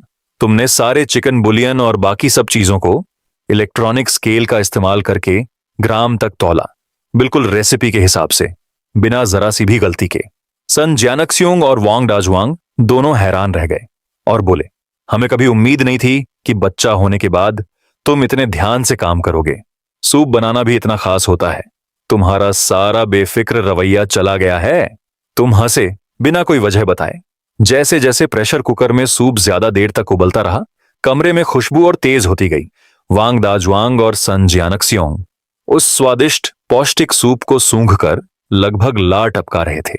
हालांकि वांग दाजुआंग एक अमीर आदमी था जिसके पास महीने का 20,000 युआन था और उसने महंगे होटलों के अनगिनत स्वादिष्ट व्यंजन खाए थे। लेकिन वांग दाजुआंग पहले कभी इतना मोहित नहीं हुआ था। सिर्फ खुशबू ने ही उसे प्रेशर कुकर को ध्यान से देखने पर मजबूर कर दिया। उसके मुंह में पानी आ रहा था। सन जियानक्सियोंग और भी ज्यादा उत्साहित था, उछल कूद कर रहा था, लगातार पूछ रहा था कि यह कब तैयार होगा और वे इसे कब पी सकते हैं। आप बस यही दोहरा सकते थे, लगभग हो गया, लगभग हो गया, जब तक समय पूरा नहीं हो गया। आखिरकार आपने प्रेशर कुकर का ढक्कन उठाया। बुदबुदाते और हांफते हुए वांग दाजुआंग और सन जियानक्सियोंग ने मुश्किल से निगला। दोनों अपना मुंह प्रेशर कुकर से लगाना चाहते थे। आपने जल्दी से एक चम्मच उठाया और उन्हें लार टपकने से बचाने के लिए पौष्टिक सूप का एक कटोरा दिया। फिर उन दोनों ने सूप पकड़ा और उसे ऐसे खाया जैसे उन्होंने सालों से नहीं खाया हो, बड़े चाव से। क्या? हम्फ हम्फ। अगर तुम्हें पता नहीं होता तो तुम्हें लगता कि तुम सुअरों को खिला रहे हो। इन दोनों को सच में यह बहुत टेस्टी लगा। उन्होंने अपने टेबल मैनर्स को बिल्कुल नजरअंदाज कर दिया। उन्होंने सूप को गटक लिया, यहां तक कि नीचे का हिस्सा भी चाट कर साफ कर दिया। यह सच में बहुत टेस्टी था। टेस्टी, किसी 5 स्टार होटल के शेफ से भी बेहतर। वांग दाजुआंग और सन जियानक्सियोंग दोनों ने इसकी बहुत तारीफ की। एक कटोरा खत्म करने के बाद भी उनका पेट भरा नहीं था। वे अभी भी दूसरे के लिए जोर जोर से चिल्ला रहे थे, यह देखकर कि अभी भी टाइम है। उन्हें खाने के लिए कई और कटोरे दिए गए। हम इन दोनों ने बहुत चाव से खाया, झटपट खा गए। ये बहुत ज्यादा टेस्टी था। तुम्हें पता है, वांग दाजुआंग अक्सर स्कूल कैफेटेरिया में मुंह खराब करके वह चिल्लाता रहा कि कुत्ते भी इसे नहीं खाएंगे। लेकिन अब पौष्टिक सूप पीते हुए वांग दाजुआंग ने अपना अमीर आदमी वाला बर्ताव पूरी तरह खो दिया था। वह एक भूखे भिखारी की तरह बड़े चाव से खाना खा रहा था। उन्होंने 7 या 8 कटोरे खाए और आखिर में खाना बंद कर दिया। ऐसा नहीं था कि वे और खाना नहीं चाहते थे, बस उनका पेट बहुत भरा हुआ था। अगर उनका पेट इतना भरा नहीं होता तो वे पीना जारी रख सकते थे। खत्म करने के बाद उन्होंने डकार ली और फिर से बातें करने लगे। किंगचे, हमें सच में उम्मीद नहीं थी कि लियो रुयान को प्रेग्नेंट करने के बाद तुम सच में इतने बदल जाओगे। यह बिल्कुल उम्मीद से परे है। न केवल तुम्हारी कुकिंग स्किल्स इतनी बेहतर हो गई हैं, बल्कि तुम अपना पूरा आड़ू का बाग छोड़कर अपनी इज्जत को निगलकर एक स्टॉल लगाना। मुझे सच में इसकी उम्मीद नहीं थी। वांग दाजुआंग और सन जियानक्सियोंग सच में तुम्हारी दिल से तारीफ करते हैं। सच कहूं तो उनमें भी तुम्हारी हिम्मत नहीं होती कि तुम अपनी गर्लफ्रेंड को बच्चा रखने दो, और फॉर्मूला के लिए पैसे कमाने के लिए तुमने गेमिंग और डेटिंग भी छोड़ दी, क्लास के बाद स्टॉल लगाने निकल गए। तुम्हारी लगन सच में तारीफ के काबिल है। पहले वांग दाजुआंग और ये पियाना पियन बाकी सब की तरह तुम्हें एक बदमाश, एक गैर जिम्मेदार प्ले बॉय समझते थे, लेकिन अब तुम्हें वह पहला कदम उठाते हुए पूरी तरह से एक बहुत जिम्मेदार और प्यार करने वाले पिता में बदलते हुए और प्रेग्नेंट होते हुए भी तुम्हारे बच्चे तुम भी मेरी तरह बनोगे। वांग दाजुआंग और सन जियानक्सियोंग का दिल टूट गया। हमारी किस्मत तुम्हारी जैसी बिल्कुल नहीं है। लियू रुयान हमारे स्कूल का सबसे बदनाम मजाक है। दूसरे लोग चाहे कितनी भी मिन्नतें करें, वे उसे पकड़ नहीं सकते। वे कैसे तुलना कर सकते हैं? उन्होंने तो उसे प्रेग्नेंट भी कर दिया। बात करते हुए दोनों को बहुत दुख हो रहा था। औरतों के मामले में वे सच में कोई मुकाबला नहीं थीं। वे तीनों बातें करते हुए पौष्टिक सूप बना रहे थे। शाम के करीब 6 बजे उन्होंने आखिरकार सारी तैयारी पूरी कर ली। उन्होंने सूप के 3 बड़े बर्तन बना लिए थे और फूड स्ट्रीट पर स्टॉल लगाने के लिए नीचे जाने को तैयार थे।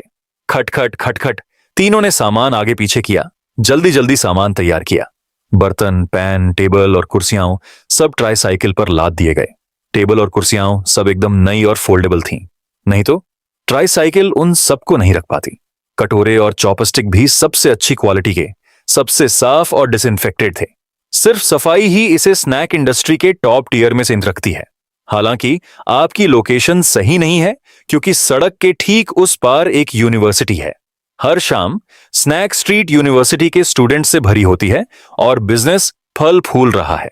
आप चाहे जो भी स्नैक्स बेचें, जब तक वे बहुत खराब ना हो, आप असल में पैसे कमा सकते हैं। साथ ही स्टॉल की फीस सिर्फ 1000 युआन प्रति माह है, जिससे स्नैक स्ट्रीट पर बहुत सारे वेंडर आ जाते हैं। यह बहुत महंगा है। चौराहे पर सभी अच्छी जगहें सालों से ली हुई हैं। अगर आप एक स्टॉल के लिए 1000 युआन भी दें, तो आपको सबसे सस्ती जगह सबसे पीछे ही मिलेगी। जब वे तीनों अपनी ट्राईसाइकिल पर सबसे अंदर वाले स्टॉल तक बिजी होकर गए, तो वांग दाजुआंग ने देखा कि वह एक दूर की जगह है और तुरंत शिकायत की। यह जगह बहुत दूर है। रात में भी जब सबसे ज्यादा भीड़ होती है, तब भी ज्यादा लोग यहां नहीं आना चाहते। सन जियानक्सियोंग ने यह भी कहा, यह जगह सच में अच्छी नहीं है। किंचे, हम कुछ और पैसे लगाकर तुम्हारी दुकान चौराहे पर हटवा दें तो कैसा रहेगा? ये दोनों अच्छे दोस्त सच में तुम्हारे बारे में सोच रहे हैं। उन्हें चिंता है कि तुम्हारी जगह खराब है और तुम्हारे पास कोई कस्टमर नहीं आएगा। तुम्हें कोई फर्क नहीं पड़ता। उसने हाथ हिलाया और कहा, अच्छी वाइन को झाड़ी की जरूरत नहीं होती।